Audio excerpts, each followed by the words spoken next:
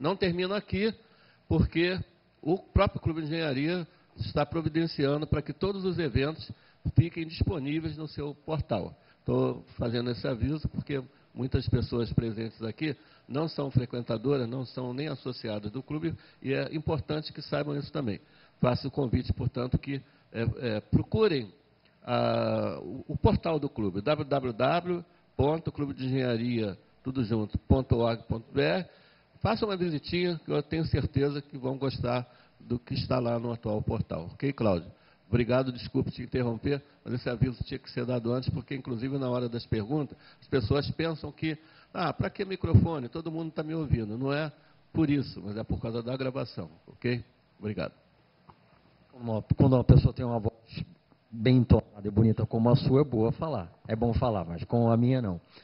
Bem, o assunto que o CBA pediu para eu falar sempre é muito complicado, né? Falar sobre arqueologia é sempre muito complicado. Dorita já está um pouco cansada, porque eu sempre tenho um tom um pouco pessimista, né?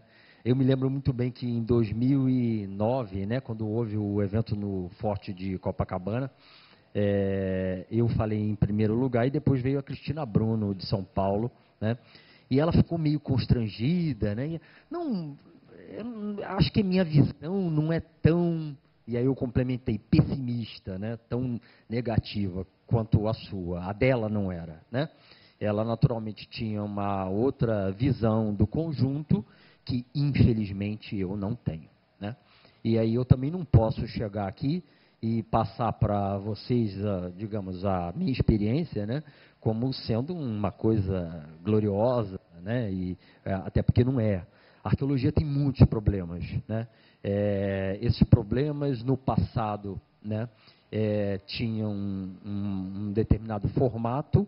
Hoje, eles têm outro formato, mas ainda tem. Um deles é o fato da gente ter uma categoria profundamente desunida, no qual as pessoas, enfim, são raros os arqueólogos que se entrosam, né? As equipes não têm muito contato e, às vezes, até evitam sistematicamente o contato de um com os outros, o que dificulta, sobremaneira, até a integração da pesquisa, o conhecimento da pesquisa, né? E aí o que acontece, e o IFAM também, ele tem limitações imensas, né? Para começar, a gente tem uma equipe muito pequena, que não dá conta, né, de um conjunto de projetos que acabou chegando até, enfim, ao momento de ser avaliado, e ele simplesmente não tem como fazer essa avaliação, e isso é uma questão visceral, né, nesse conjunto, porque o empreendimento ele tem um time, né, e simplesmente a arqueologia acaba tendo outro, né. Agora, também tudo que nós falarmos aqui, eu acho que é um pouco resultado da nossa experiência de Rio de Janeiro e que não é necessariamente a experiência de outros estados, né? Aqui, por exemplo, atualmente eu tenho 3 projetos, né? Nenhum deles está definitivamente aprovado, se bem que um a gente vai começar semana que vem sem portaria, né? 2 estão aguardando a portaria, as respectivas portarias, e isso acaba complicando muito, porque nós não temos equipes grandes à disposição, não são profissionais como advogados ou arquitetos, né, que aparecem. Dorita participou de um trabalho nosso, né, no qual a gente teve que trazer gente de Rio Grande do Norte, Piauí, Bahia, e isso acaba encarecendo demais e complicando demais qualquer trabalho de arqueologia, né? Isso porque o IFAM solicitou uma equipe de 18 pessoas, né? Quer dizer, olha que estrutura tem que ter, né? E naturalmente nós atendemos, né? Porque nós sempre atendemos todas as exigências e temos que atender todas as exigências.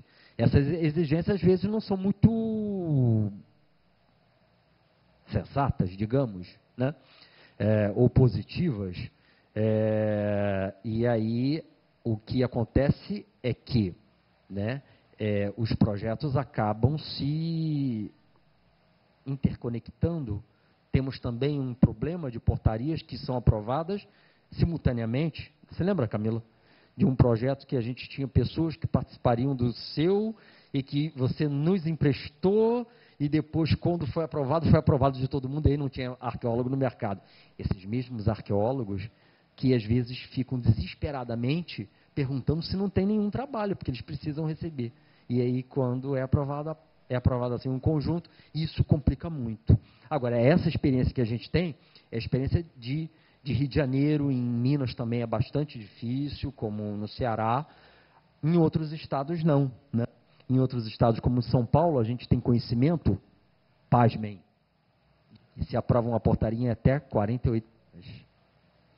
E aí a equipe vem, trabalha, executa, e vem, faz outro, e é uma rapidez muito grande, né? Inclusive lá eles têm uma coisa fabulosa, que é um banco de portarias, no qual o arqueólogo não tem, toda vez que submete a um projeto à avaliação, ter que assinar, rubricar, né? E mandar outra vez, e outra vez, e outra vez a batelada de papéis, né?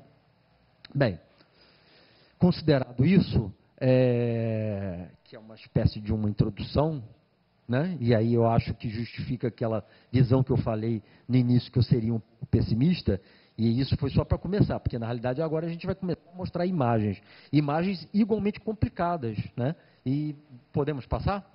Né? E no qual a gente vai falar assim, uma visão geral, né?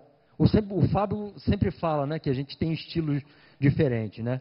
O meu estilo, trabalhei durante muito tempo para a Petrobras, é prolixo, né, e muita ilustração. E é mais ou menos isso que a gente vai ver aqui. Não vou me prender, não vou me preocupar em ler nada, e vou só me preocupar em chamar a atenção de algumas imagens importantes, né?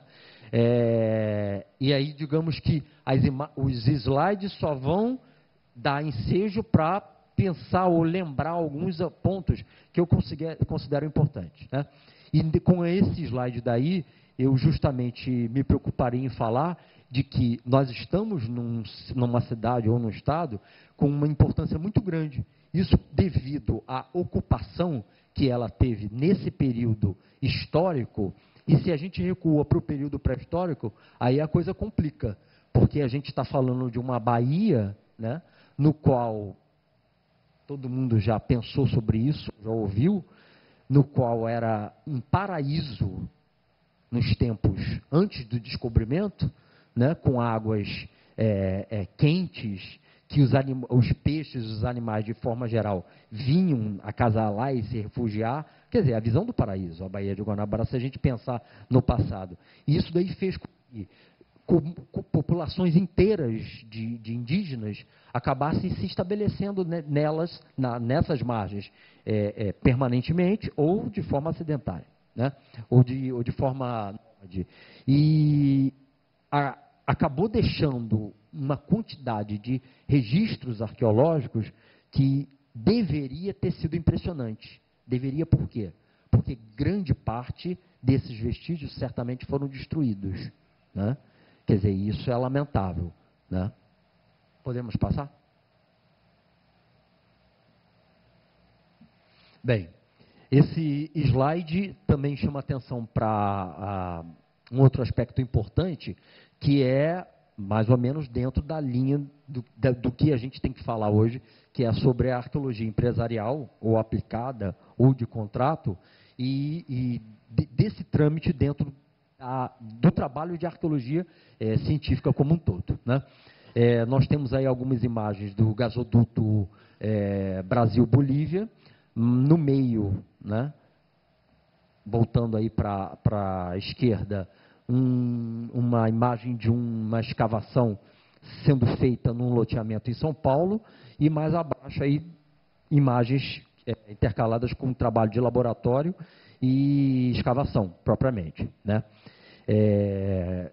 Bem, isso vem nos trazer em questão um aspecto muito importante, que dentro desse processo todo do licenciamento na arqueologia, que não só os prazos, mas também a maneira como esse trabalho é efetuado, né? Isso porque, de um lado, nós temos a cobrança ou a preocupação do empreendedor, que sempre tem uma visão, digamos, mais objetiva, né, e mais direta, e mais urgente do que a arqueologia, né?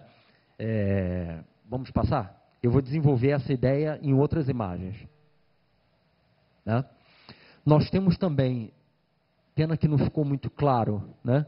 Mas aqui nessa imagem maior, que mostra a Baía de Guanabara, a gente vê essa questão da... Vocês conseguem enxergar uma linha dentro da água? Essa linha é o território atual. Só que nós sabemos que com a subida e a descida do mar, dentro desse quadro cronológico que a gente vê à esquerda, nem sempre foi assim. Isso acaba sendo muito importante porque acaba determinando o processo de ocupação dessas margens, né, ao longo do tempo, né? Por exemplo, aqui na Bahia, em Itaboraí, que a gente vê nessa pontinha, né, a gente vê que, de início, para essa imagem que é mostrada, né, a gente tem aquela parte toda ocupada de água, o que não é hoje. E isso daí, inclusive, explica o porquê de quando a Petrobras foi fazer o trabalho em Itaboraí, se encontrou uma quantidade tão grande de sítios arqueológicos. Foram quantos, Fábio? Mais de 40, né? Entre 40... Camila, se lembra? No Comperge. Cerca de, se não me engano, 44, do qual parece que metade, a Rosana falou, que foram sacrificados. Assim, não tinha como fazer um resgate de todos os sítios. Isso porque eram muitos. Exatamente, né? Mas também pré-históricos. Alguns pré-históricos, né? Bem, podemos passar? Vocês viram ali a subida e a descida do mar, né? Como isso daí acaba sendo muito importante, né? Bem, esse é o trabalho, é um slide que chama a atenção do trabalho de educação patrimonial, que é um aspecto que o IFAM tem solicitado que seja feito com muito apuro. E isso é muito importante, acaba sendo muito importante porque nós estamos falando de uma disciplina ou de uma ciência que foi incorporada dentro dos trabalhos de engenharia e, de repente, a engenharia civil, deparada com uma equipe completamente estranha para ela, que são os arqueólogos, né? Com uma outra formação, com uma outra dinâmica, né? Com um processo de licenciamento completamente diferente daqueles que eles estavam acostumados. E detalhe, eu vou ser meio grosseiro, a arqueologia pegou carona no ambientalismo, né? E aí, de repente, a engenharia civil afrontada, né? Surpresa com equipes que estavam ali atrapalhando o trabalho do desenvolvimento. Essa é a visão que, enfim, a engenharia acaba tendo da arqueologia, porque a gente acaba, porventura, descobrindo algum sítio arqueológico, né? E aí atrasa todo um cronograma que, enfim, em termos de um projeto de engenharia, é uma coisa absurda, né? Então, o arqueólogo está sempre numa situação de muito conflito e de muito desgaste. Por quê? Porque não tem muito o que fazer, a gente tem que seguir o licenciamento próprio da arqueologia, que é demorado, né? Bem, e dentro, né, das exigências que são feitas pelo IFAM, que essa acaba sendo muito positiva, a gente tem a educação patrimonial, que é uma maneira da gente dividir com a força de trabalho, em primeiro lugar, né? E se a gente tiver muita sorte, muito jeito, também com os engenheiros. Para ser franco, nesses projetos todos de arqueologia que a gente desenvolveu durante esses anos, eu acho que somente uma vez a gente conseguiu, não foi? Dorita participou dessa na Ilha Comprida, no qual a gente conseguiu que engenheiros fossem às nossas palestras, mas com muito jeito, muito tato, porque geralmente a engenharia não tem muita tempo ou muita atenção para isso, né? Mas, enfim, de qualquer forma, com a força de trabalho, com os peões, acaba sendo muito produtivo, porque a gente acaba dividindo com eles a nossa experiência, e a gente gosta muito da arqueologia, todos nós, na nossa idade, eu sempre falo isso, né, que eu acho que é muito importante. Nós somos arqueólogos de uma época onde a gente não só não recebia para trabalhar, como tinha que pagar para trabalhar, né? Então, a gente tinha que financiar esse projeto de alguma forma, ou pagar a sua alimentação, a sua passagem, e não ganhar nada. Então, se hoje a arqueologia ela pegou carona no ambientalismo, e hoje a gente recebe para fazer isso, nós estamos em plena glória, porque a gente ama um trabalho que a gente sempre executou, e que hoje a gente ainda ganha para fazer. Então, isso realmente é glorioso, né? Vamos passar? Bem, dentro dessa... Acho que basicamente eu estou desenvolvendo, ilustrando o que o Fábio falou com uma abordagem mais objetiva, né? E aí eu acho que é bacana mostrar essas imagens, porque acaba dividindo com vocês a experiência que a gente tem de campo, né? E a experiência às vezes é muito bacana, mas também às vezes é muito ruim, mesmo quando inicialmente é bacana, porque quando a gente está no campo e fazendo um trabalho e a gente vai e descobre um sítio, a gente fica feliz. Mas aí depois a gente descobre que ninguém está interessado no sítio, né?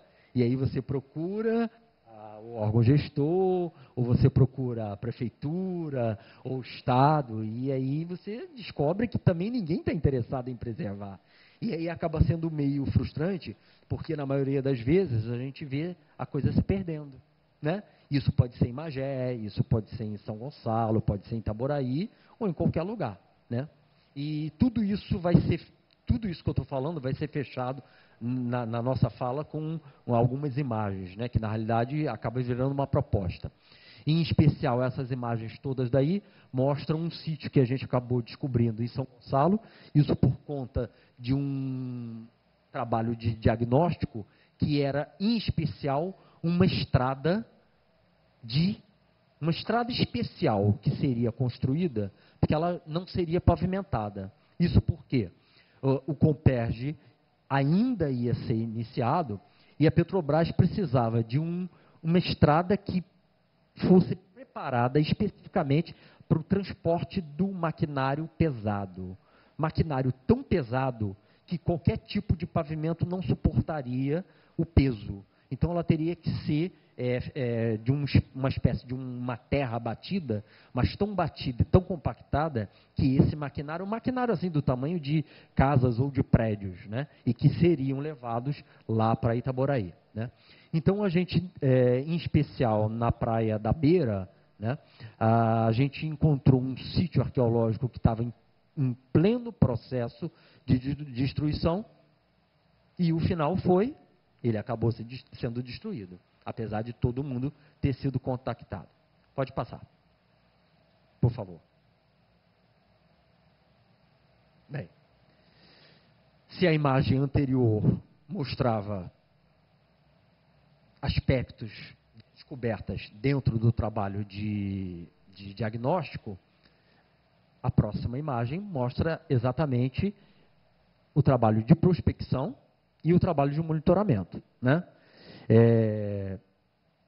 No passado, muito recente, e inclusive alguns estados ainda solicitam dessa forma, a prospecção era feita com trado.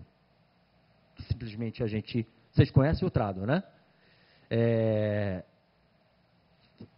A maioria dos arqueólogos chegaram à conclusão de que o trado não era muito bom, inclusive eu não gosto, tá? Passamos a fazer com a cavadeira boca de lobo, ou a cavadeira articulada. Mais recentemente, de uns 2 anos para cá, acho que iniciando pelo Rio de Janeiro, se passou a não pedir mais boca de lobo, nem trado, e sim pequenas quadrículas, que às vezes não são nem tão pequenas, porque tem 50 por 50 ou 1 por 1, e a gente vai fazendo quadrículas ao longo de uma malha específica, tá? Particularmente, eu acho que isso, apesar de tomar mais tempo, sair mais caro, né, acaba sendo muito mais eficaz do que um buraquinho de 12 centímetros ou de 15, que muitas vezes não revela nada, né? Eu tenho uma experiência que acabou sendo muito curiosa, que para um trabalho que a gente está concluindo agora, que foi da BR-101, a gente vinha fazendo uma prospecção de 20, imaginem, uma malha que vai desde Macaé até Campos, 70 quilômetros, de 20 em 20 metros e de intercalado de 20 em 20, sendo 60 de um lado e 60 do outro. É uma varredura completa, né? 20 em 20 metros é bem próximo. E aí a gente veio de 20 em 20. Quando chegamos num determinado segmento, encontramos um fragmento de willow, né? de prato willow. E eu falei, não, vamos voltar. E aí nós voltamos de 10 em 10. Encontramos tudo. E nós tínhamos passado por ali de 20 em 20 e não estava encontrando nada. Quer dizer, então, esse critério do intervalo que vai ser feito é muito importante, né? E aí, quando a gente acabou recebendo do IFAM essa exigência de que queria não de 30 e 30 ou 50 e 50, mas de 20 e 20, no início eu achei que exagero. Mas não, o IFAM estava certo, né? Quer dizer, e aí depois dessa experiência eu achei até que talvez de 10 em 10 seja o mais indicado, apesar de sair mais caro para o empreendimento de forma geral. Mas veja bem, de um lado a gente tem um dinheiro que é gasto numa prospecção e de outro lado a gente tem a garantia de que durante as obras, né, não vai ter o atraso numa obra para fazer um salvamento às pressas, né? Então são questões que têm que ser avaliadas, né? Bem, nós temos imagens que tratam da prospecção e nós temos o monitoramento. Em especial, essas fotos aqui são de um monitoramento que nós fizemos em Caxias e também em Magé, por conta do GLP, onde nós não encontramos, dentro do monitoramento, absolutamente nada. Ou seja, nós já tínhamos feito um trabalho tão bem feito de prospecção que a garantia foi aí, não houve surpresas. Pode passar, por favor. Aí a gente começa a falar de coisas que acabam nos entristecendo, né? E que é um lado muito complicado da arqueologia, porque quando a gente está no campo, seja para o diagnóstico ou seja para a prospecção, né, a gente acaba se deparando com uma série de coisas que, na realidade, a maior parte da população ou do próprio IFAM, né, não tem conhecimento, né?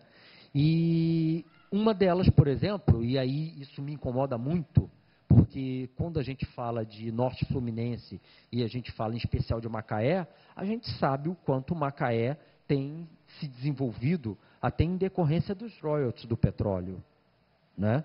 Esses recursos são suficientes para que seja construído avenidas modernas, prédios, né, mirabolantes, mas é um dos municípios que menos tem investido ou se preocupado com a preservação desse patrimônio, né? Então, por exemplo, aquela foto de lá foi feita lá em cima, onde tem os andaimes. Aquilo dali foi o que sobrou do Palácio dos Urubus, em Macaé, e que hoje está muito pior. Inclusive, o próprio andaime está desabando, né? E isso é um conjunto inteiro de monumentos, né? Mas embaixo a gente tem uma casa também muito antiga, que só sobrou a fachada, né? E que fica em Itaboraí. Nessa foto daqui de cima, ela me contraria muito só de lembrar, porque foi o caso, e que eu vou mostrar mais adiante em outra imagem, que foi o caso de um trabalho também desenvolvido em São Gonçalo e Itaboraí, no qual, de repente, a gente se deparou com uma obra imensa, fazendo